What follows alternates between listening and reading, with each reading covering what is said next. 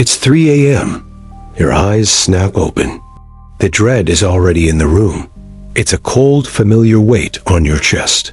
Before your feet hit the floor, the war has begun. The list of failures. The list of fears. The immediate, crushing sense that you are already behind. You are tired. So deeply tired of the noise. This endless screaming static in your mind. This constant, low-grade hum of panic. You check your phone, desperate for a distraction. The blue light is a false comfort.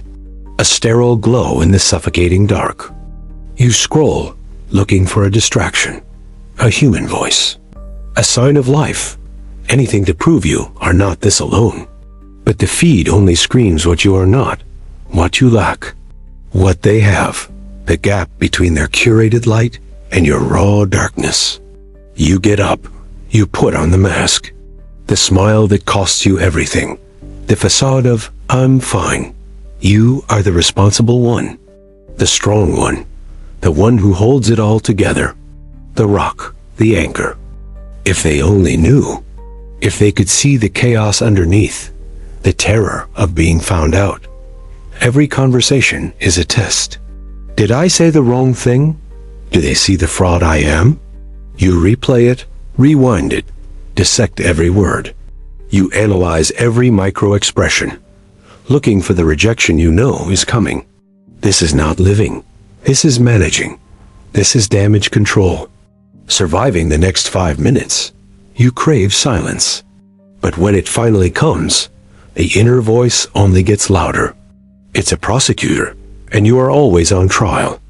It tells you that you are not enough, that you will be found out, that you will fail, that you will be abandoned. It whispers of worst-case scenarios, future catastrophes that feel inevitable, arguments that haven't happened, tragedies waiting in the wings. Your mind is a time machine stuck on a terrible future. It robs the present of its joy. It steals your breath. You try to pray. The words feel like empty air. They hit the ceiling and fall flat. God, where are you? You ask the silence. And the silence that answers feels like judgment. It feels like confirmation of your fear. That you really are alone in this. So you get busy. You work harder. You clean. You organize. You control. You try to arrange the external world because you cannot control the internal one. You numb yourself with tasks. With one more episode. One more drink. One more hour of meaningless work. Anything to avoid the dreadful stillness. Anything to silence the voice. But it's always there, waiting. You watch others laugh. It looks foreign. How can they be so light? How can they breathe so easily? They don't know this is a thing. A presence. A weight. A shadow that follows you. They say, just relax. Just don't think about it. Just trust God. It feels like an insult. A profound misunderstanding. They are telling you to just breathe while you are drowning. They cannot see the hands around your throat. Let's call it what it is. This is not just your anxiety. This is not just a chemical imbalance. You have been lied to. You are being hunted. This is spiritual. There is a spirit assigned to you. A spirit of fear. A principality of panic. Its one job is to make you forget who you are. Its one mission is to disconnect you from your source. Its one strategy is the lie. It is the serpent in the garden. Did God really say? The eternal question of doubt. Did God really say he would protect you? Did God really say he has a plan? Did God really say you are forgiven? It plants a single seed of doubt. Then it waits. It watches you water it with your fear. This spirit thrives in the dark. It feeds on your isolation. It makes you believe you are the only one. It magnifies every small problem into a mountain. It distorts your perception of reality. It makes shadows look like monsters. It is the accuser. It whispers your history of failures, 24/7. It reminds you of every time you fell, every broken promise. This is the thief. It comes only to steal, kill, and destroy. It is stealing your peace. It is killing your joy. It is destroying your connection to God and to others. It wants you weak, paralyzed, mute. It wants you so focused on the storm, you forget the one in the boat. It wants you to curse God and die, to give up, to check out. But the light has come. The lie is exposed. Your enemy has been unmasked. You are not fighting your chemistry. You are fighting a kingdom. And you have been given authority over that kingdom. God did not give you this spirit.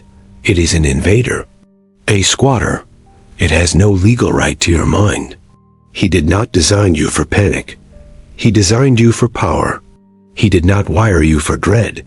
He wired you for dominion. His spirit is one of power, of love, and of a sound mind. A sound mind, whole, intact, stable, disciplined. That is your inheritance. The voice you hear, the one predicting doom, it is not the voice of your shepherd. It is a liar. His sheep know his voice, and his voice sounds like peace. His voice sounds like, it is finished. His voice sounds like, you are mine. His voice sounds like, be still and know. He is the God of I am. The spirit of anxiety is the God of what if. You must choose which God you will serve, which voice you will obey. You have been trying to understand your way out, to analyze your way to peace. You can't. His peace surpasses understanding. It is not a peace that comes from your circumstances. It is a peace that dictates to your circumstances. You don't need to analyze the dark. You just need to turn on the light. You have been listening to the accuser for too long. It is time to change the frequency.